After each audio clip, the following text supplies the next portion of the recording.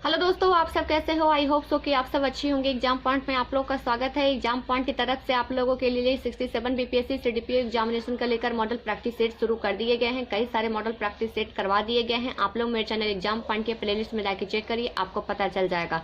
जो model practice set चल रहा था 70 नंबर का जो मॉडल प्रैक्टिस सेट चल रहा था उसमें 90 क्वेश्चन तक बता दिया गया था। 90 के क्वेश्चन के बाद मैं आज आपको बताने वाली हूँ और जितने भी क्वेश्चन मैं बताऊंगी उससे रिलेटेड जितने भी फैक्ट्स होंगे उस सबको मैं आपको बताते चलूंगी। तो चलिए आज का सेशन शुरू करते हैं। मॉडल प्रैक्टिस सेट 17 का 90वां क्वेश्चन, कि 91 क्वेश्चन में क्या कहा जा रहा है। तो देखिए 91 कोई क्वेश्चन है, तो उससे शुरू करने से पहले मैं आपको बता देती हूँ 2-3 दिन वीडियो नहीं आ पाया है, उसके लिए मैं सॉरी बोलती हूँ, क्योंकि मेरा तबीयत थोड़ा खराब था जिसकी वजह से मैं वीडियो बना नहीं पा रही थी। लेकिन अभी मैं ठीक हूँ, इसलिए आज का वीडियो मैं बना रही हूँ ताकि आप लोग का जो रेगुलर जो चल रहा था आप लोग का करंट अफेयर और मॉडल प्रैक्टिस सेट वो छूट नहीं पाएगा।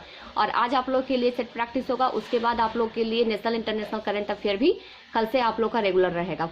तो आज का जो सेशन है मॉडल प्रैक्टिस सेट में 91 नंबर क्वेश्चन देखते हैं कि क्या पूछा जा रहा है। कि 91 नंबर क्वेश्चन पूछा जा रहा है कि अंतः शोषण की प्रक्रिया को क्या निहित होती है। तो देखिए अंतः शोषण की जो प्रक्रिया होती है उसमें निहित क्या होता है। तो देखिए विसरण होता है, अपक्षेषण होता है, कोशिका क्रिया होता है, या डी ए और बी होता है। तो 91 का जो सही आंसर हो जाएगा ऑप्शन सी। ऑप्शन आपका जो हो जाएगा वो सी हो जाएगा। मैंने ई में लगा दिया है, 1 मिनट रुक जाइए। देखिए ऑप्शन इसका हो जाएगा सी, यानी कि अपशोषण होता है।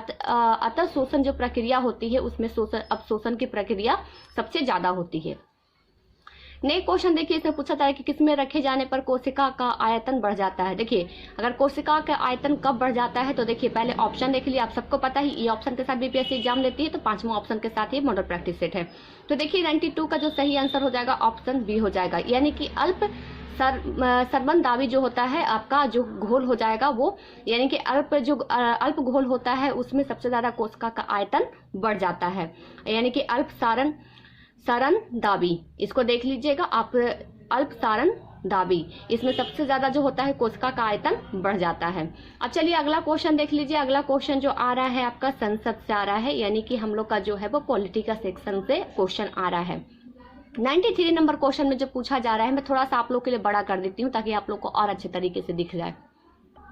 तो देखिए 93 में पूछा जा रहा है कि संसद के दोनों सदनों को वर्ष के किस सत्र में राष्ट्रपति संशोधित करते हैं, यानी संबोधित करते हैं। तो देखिए संसद के जो दोनों सत्र होते हैं उसमें देखिए वर्ष में 2 सत्र होते हैं, इसमें किस सत्र में राष्ट्रपति संबोधित करते हैं, यानी कि जो 2 सत्र होते हैं उसमें कौन से राष्ट्रपति संबोधित करते हैं, कौन सा सत्र को। देखिए प्रथम सत्र बजट को, द्वितीय सत्र बजट को, तृतीय सत्र शीत को, या चतुर्थ सत्र वित्त को। तो देखिए 93 का जो हो जाएगा ऑप्शन ए हो जाएगा, यानी कि प्रथम सत्र बजट को ही राष्ट्रपति द्वारा संबोधित किया जाता है। और अभी जो आपको पता है कि ये शीत वाला जो बजट है अभी पेश हुआ है 29 को, तो इसको ध्यान रखिएगा आप लोग।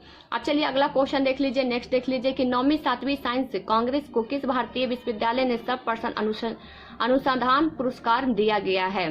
तो देखिए यहाँ पे पूछा जा रहा है, ध्यान दीजिएगा, 100वीं भारतीय साइंस कांग्रेस के किस भारतीय, देखिए यहाँ कांग्रेस नहीं होगा बल्कि कॉलेज होगा, ठीक है, कॉलेज के विश्वविद्यालय के सर्वश्रेष्ठ अनुसंधान पुरस्कार मिला है। तो दिल्ली विश्वविद्यालय, कश्मीर विश्वविद्यालय, मुंबई विश्वविद्यालय, सिक्किम विश्वविद्यालय। 94 का जो सही आंसर हो जाएगा ऑप्शन बी, कश्मीर विश्वविद्यालय को 9वीं भारतीय साइंस कॉलेज के भारतीय विश्वविद्यालयों का सर्वश्रेष्ठ अनुसंधान पुरस्कार से सम्मानित किया गया है। अब चलिए उसके बाद 95 देख लीजिए। 95 में देखिए इसे पूछा गया कौन बनेगा करोड़पति 6 में प्रथम महिला विजेता कौन रही थी। आप लोग डेली देखते होंगे करोड़पति, तो देखिए इसमें जो है कि करोड़पति 6, यहाँ ध्यान दीजिएगा 6वां जो 6ठा सीजन चल रहा था उसमें प्रथम महिला विजेता कौन बनी थी।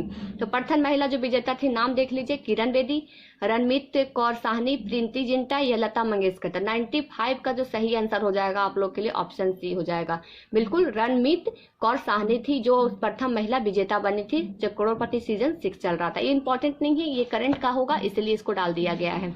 अब चलिए उसके बाद नेक्स्ट क्वेश्चन देख लीजिए। 96 में कि 19वीं सदी के में इटली में एकीकरण के लिए युवा इटली आंदोलन का संस्थापक कौन था। तो देखिए 19वीं सदी में जो इटली में एकीकरण चल रहा था, सबसे पहले तो आप ये समझ लीजिए यहाँ क्वेश्चन से कि इटली का जो एकीकरण कब चला था, तो 19वीं सदी का एकीकरण जो युवा के इटली आंदोलन के संस्थापक कौन थे, यानी कि वहां पे एक आंदोलन हुआ था, उनके संस्थापक कौन थे। तो देखिए count केवर, Gary baldy, Joseph Mazzini, या फिर रेड शॉर्ट्स। तो इसका जो 96 का जो सही आंसर हो जाएगा ऑप्शन सी हो जाएगा, यानी कि जोसेफ मैजनी जो थे वो युवा द्वारा आंदोलन चलाया गया था उसी का ये अध्यक्षता कर रहे थे इटली में। नेक्स्ट क्वेश्चन देख लीजिए, पूछा जा रहा है कि किस तिथि को संयुक्त राष्ट्र ने हिरोशिमा पर अपना परमाणु बम गिराया था। तो देखिए यहाँ पे है जो कि किस तिथि को संयुक्त राष्ट्र ने हिरोशिमा पर अपना प्रथम परमाणु बम गिरा था। 9 अगस्त 1945, 8 मई 1945, 26 जुलाई 1945, 6 अगस्त 1945। तो देखिए इसका जो 97 का जो सही आंसर हो जाएगा ऑप्शन डी हो जाएगा। 6 अगस्त 1945 को हिरोशिमा पर संयुक्त राज्य ने हिरोशिमा पर परमाणु बम गिराया था। अब इससे रिलेटेड जो कुछ फैक्ट्स है मैं आपको बता देती हूँ। तो देखिए बहुत ही इंपॉर्टेंट है, आप लोग ध्यान से सुनिएगा। द्वितीय विश्व युद्ध में अंतिम चरण में संयुक्त राज्य अमेरिका ने जापान के हिरोशिमा पर फैट मैन नामक एटम बम 6 अगस्त 1945 को, नागासाकी के लिटिल बॉय नामक एक एटम बम को 9 अगस्त 1945 को गिराया था। ये बम 100 मेगावाट का था। इस युद्ध में मित्रों शक्ति द्वारा पराजित होने वाला अंतिम देश जापान था। तो आप देख लीजिए कहाँ था, तो जापान के हिरोशिमा, इसको ध्यान दीजिएगा। नेक्स्ट देखिए इसमें पूछा जा रहा है कि निम्नलिखित में से कौन सा निजी कॉर्पोरेटेड क्षेत्र का बजट को दर्शाता है। तो देखिए जो निजी कॉर्पोरेटेड क्षेत्र है बजट है उसको कौन दर्शाता है, शेयर धारकों को लाभांश के भुगतान, कंपनी के कुल लाभ, आवंटित लाभ या व्यय की अधिक आय। तो देखिए 98 का जो सही आंसर हो जाएगा आप लोग के लिए ऑप्शन सी हो जाएगा, अवतरित लाभ हो जाएगा।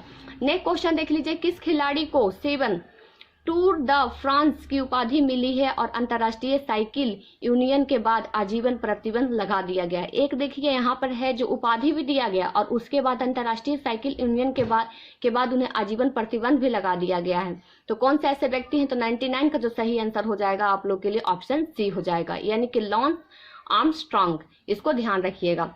नेक्स्ट क्वेश्चन देखिए, किस धार्मिक नेता ने चारों मठों को स्थापित किया है। बहुत ही इंपॉर्टेंट है क्योंकि ये बहुत ज्यादा एग्जामिनेशन में आपके आएंगे। धार्मिक जो रहते हैं, धार्मिक से क्वेश्चन 1-2 जरूर आता है। सबसे ज्यादा तो आते हैं धार्मिक से आपका बौद्ध धर्म और जैन धर्म। सबसे ज्यादा क्वेश्चन अगर पूछे जाते हैं तो बौद्ध धर्म से पूछे जाते हैं और जैन धर्म से आपके जो तीर्थंकर थे वो सारे पूछे जाएंगे आपसे, तो इसको ध्यान रखिएगा। तो इसमें जो पूछा गया है कि धार्मिक नेता में चारों मठ को स्थापित करना, देखिए ऑप्शन है चैतन्य महाप्रभु, शंकराचार्य, विवेकानंद या रामानुजन। तो इसको ध्यान दीजिएगा। 110 का जो सही आंसर हो जाएगा ऑप्शन बी, शंकराचार्य। शंकराचार्य के बारे में तो आपको पता ही है, अभी अभी नरेंद्र मोदी जी ने इनका एक स्थापित भी किया है। कहाँ स्थापित किया ये मैं नहीं बताऊंगी, आप लोग खुद भी कमेंट करके मुझे बताइएगा कि कहाँ स्थापित किया गया है। तो देखिए जो 100 का जो क्वेश्चन हो जाएगा आपका ऑप्शन बी सही हो जाएगा। अब देखिए इससे रिलेटेड कुछ फैक्ट्स है मैं बता देती हूँ। तो देखिए शंकराचार्य निम्नलिखित 4 मठ हिंदू धर्म के लिए स्थापित किए थे। पहला कर्नाटक में सिंगेरी, दूसरा गुजरात में द्वारका, तीसरा उड़ीसा में पुरी तथा चौथा उत्तराखंड में ज्योति मठ। और जैसे ही मैंने आपको कहा कि शंकराचार्य के एक जो भी हाईलाइटर रहा था मोदी जी के द्वारा वो कहाँ हुआ है, तो इसका आंसर भी आप लोग को पता चल गया होगा क्योंकि इसमें मेंशन किया हुआ है फैक्ट्स में। तो एक बार मैं आपको पढ़ देती हूँ। जो 4 मठ का स्थापित किया गया था शंकराचार्य के द्वारा, पहला किया गया था कर्नाटक के सिंगेरी में, दूसरा गुजरात के द्वारका में, तीसरा उड़ीसा के पुरी में, चौथा उत्तराखंड ज्योति मठ में। तो इसका जो सही आंसर हो जाएगा ऑप्शन बी हो जाएगा। अब देखिए 101 का देखिए क्वेश्चन कि अफ्रीका के पूर्वी तट पे तंजानिया के पास समुद्र में कौन सा द्वीप स्थित है। तो कौन सा द्वीप स्थित है, ध्यान दीजिएगा। पूर्वी तट के तंजानिया के पास कौन सा द्वीप स्थित है समुद्र का, मालदीव, सेशल्स, मॉरिशियस या फिर जिजबार। तो इसका जो सही आंसर हो जाएगा 101 का हो जाएगा, ये हो जाएगा जंजीबार है। जंजीबार जो अफ्रीका के पूर्वी तट तंजानिया के पास समुद्र के पास स्थित है, तो इसको ध्यान रखिएगा। अब देखिए इससे रिलेटेड कुछ फैक्ट्स मैं बता देती हूँ। मध्य पूर्व अफ्रीका देश तंजानिया के पूर्व पे जिसका नाम है जंजीबार द्वीप स्थित है। इसे लौंग का भी द्वीप कहा जाता है, तो इसको ध्यान दीजिएगा। क्या इसे लौंग का द्वीप कहा जाता है, मैं यहाँ लिख देती हूँ आप लोग के लिए, लौंग का द्वीप कहा जाता है। किसका, तो लौंग का द्वीप भी कहा जाता है किसे, तो जंजीबार को, इसको ध्यान दीजिएगा। नेक्स्ट क्वेश्चन देखिए, लेडी विद द लैम्प निम्नलिखित में से किसे कहा जाता है। लेडी विद द लैम्प कई बार आप लोगों ने सुना होगा। लेडी विद द लैम्प किसे कहा जाता है, फ्लोरेंस नाइटिंगेल को कहा जाता है ये लेडी विद द लैम्प। आप तो कई बार इसका आंसर अभी आपको पता ही होगा कि फ्लोरेंस नाइटिंगेल को लेडी ऑफ द लैम्प के नाम से जाना जाता है, यानी उपाधि दी गई है। अगला क्वेश्चन देखिए 103 नंबर देखिए इसे पूछा जा रहा है, बहुत ही इंपॉर्टेंट क्वेश्चन है। तो देखिए 103 में जो पूछा जा रहा है मैं आपको बता देती हूँ, ये हम लोग का आपका जो हो जाएगा ये थोड़ा सा खांसी है, इसीलिए ना थोड़ा क्लैरिटी के साथ मेरा आवाज़ नहीं निकल रहा है। थोड़ा सा आप लोग आज मैनेज कर लीजिएगा, कल थोड़ा सा और ठीक हो जाऊंगी तो फिर अच्छे तरीके से और मेरा जो आवाज़ है वो लाडली आप लोग को सुनाई देगा। इसलिए थोड़ा सा आज खांसी है, इसलिए थोड़ा सा कम आवाज़ आप लोग को जाएगा।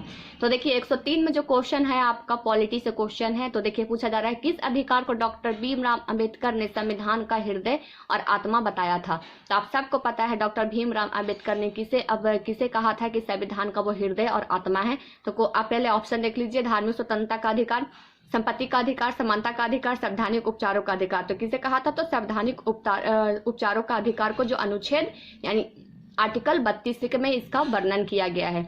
इसी को डॉक्टर भीमराव अंबेडकर ने कहा था कि संविधान का ये हृदय और आत्मा कहा जाता है। किसे, तो संविधान ही अनुच्छेद 32 को कहा जाता है।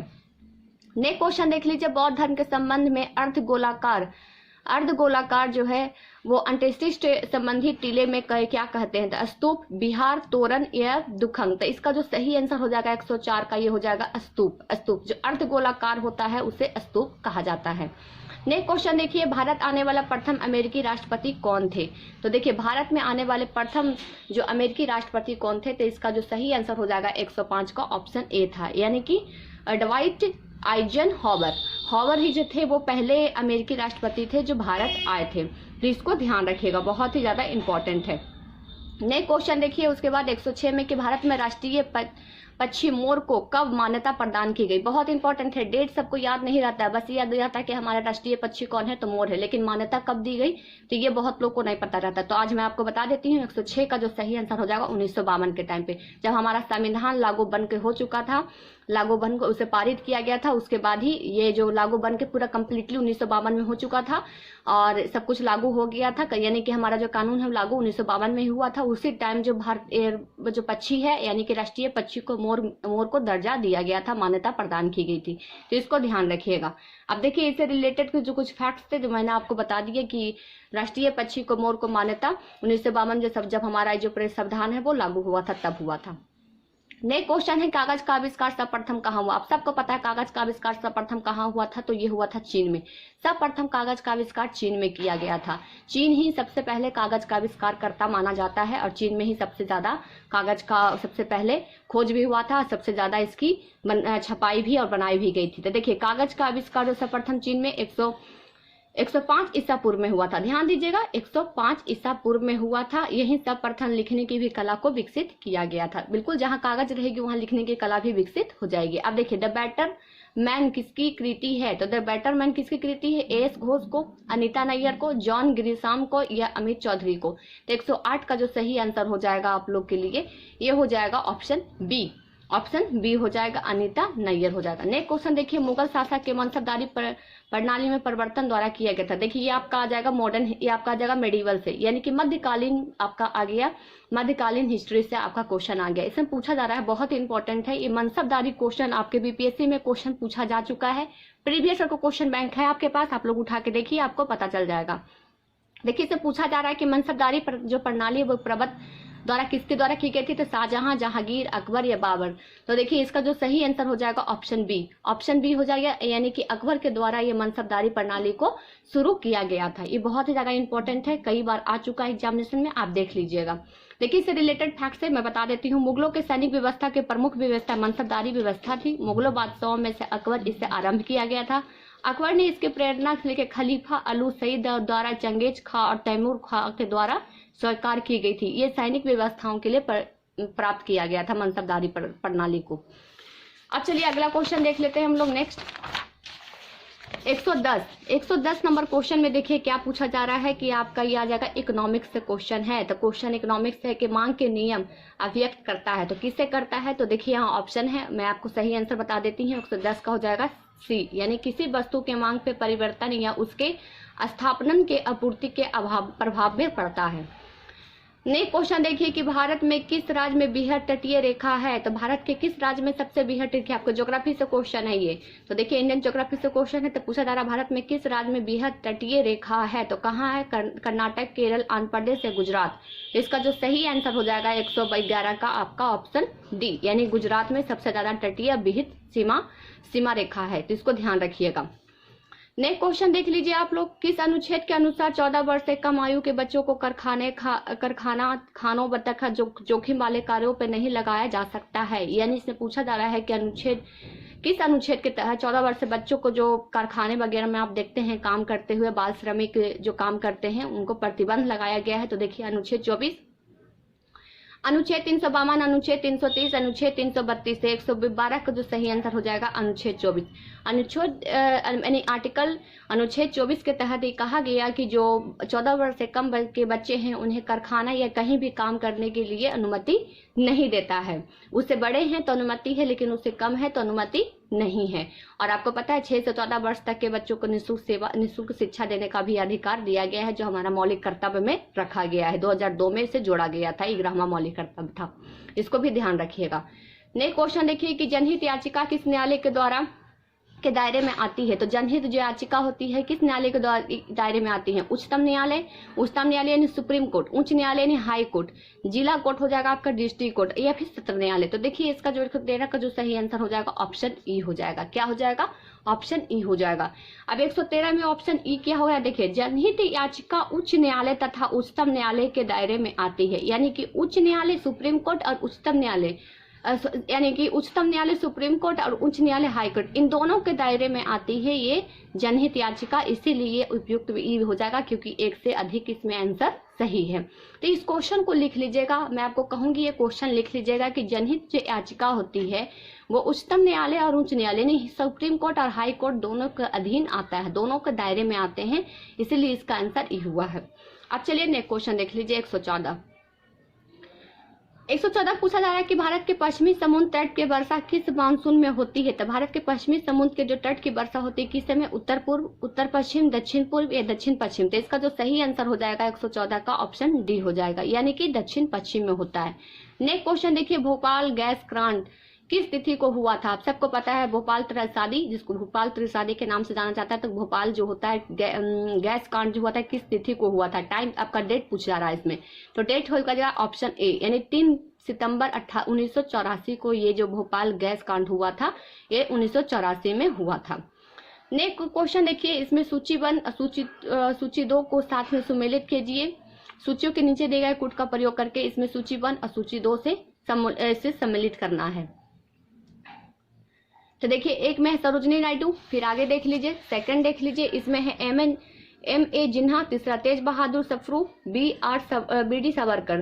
तो देखिए यहाँ जो सही आंसर हो जाएगा ऑप्शन मैं आपको बता देती हूँ बी हो जाएगा। क्या हो जाएगा? ऑप्शन बी हो जाएगा। किस तरीके से सरोजिनी नायडू क्या थी? तो सरोजिनी नायडू में आप मिला लीजिएगा, एक तरफ देखिए मुस्लिम है, मुस्लिम लिंग है, दूसरी तरफ देखिए मुस्लिम लिंग किससे आ जाएगा? जिन्हा जी से आ जाएगा। तो इसलिए ऑप्शन इसका बी सही है। आप लोग इसको मिला के अच्छी तरीके से अपने कॉपी में लिख लीजिएगा। नेक्स्ट क्वेश्चन देख लीजिए, सत्याग्रह आश्रम की स्थापना 1915 में हुई थी, इसके संस्थापक कौन है? आप सबको पता है कि सत्याग्रह जो आश्रम हुआ था कब हुआ था? जब अफ्रीका से गांधी जी वापस आ गए थे भारत, तब इस सत्याग्रह आश्रम को कि जिसको सारावती आश्रम के नाम से भी जाना जाता है, उसी को सत्याग्रह आश्रम भी कहा जाता है। तो इसको भी ध्यान रखिएगा।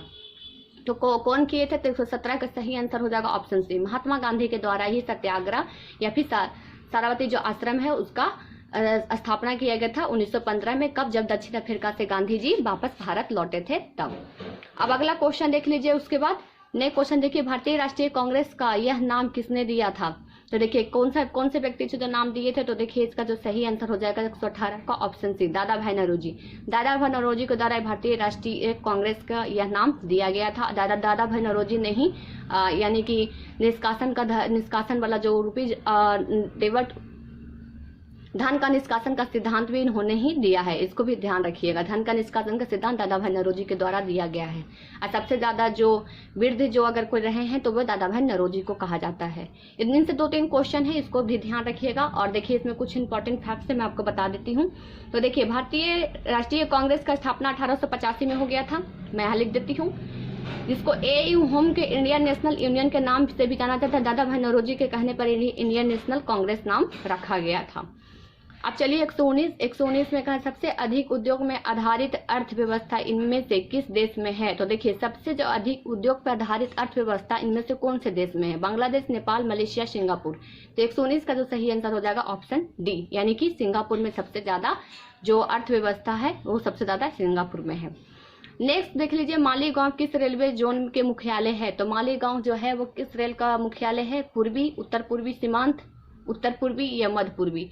तो देखिए 119 का जो सही आंसर हो जाएगा आप लोग के लिए, सॉरी 120 का जो सही आंसर हो जाएगा वो ऑप्शन सी हो जाएगा, ऑप्शन सी, यानी कि उत्तर पूर्वी सीमांत में मालीगांव रेलवे जोन स्थापित किया गया है।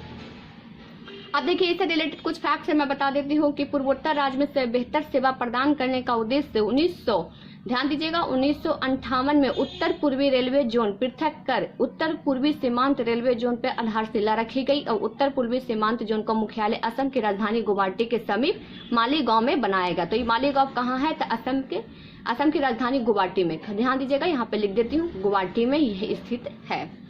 अब चलिए उसके बाद नेक्स्ट क्वेश्चन देख लीजिए। आज मैं 120 तक ही रखती हूँ, जैसे कि मैंने आपको बताया कि थोड़ा सा मेरी तबीयत थोड़ा नाजुक है, तो थोड़ा सा आवाज क्लियरिटी के साथ नहीं निकल रहा है, इसलिए आज मैं आपको 120 तक ही रखूंगी। आज मैंने सोचा था कि पूरा कंप्लीट करवा दूं, लेकिन नहीं हो पा रहा है, तो 120 तक ही रखूंगी। जैसे ही कल थोड़ा सा तबीयत ठीक हो जाएगा उसके बाद मैं आप लोग के लिए इसे रेगुलर कर दूंगी। तो चलिए आज के लिए बस इतना ही, फिर मिलते हैं नेक्स्ट वीडियो के साथ, तब तक के लिए थैंक यू सो मच।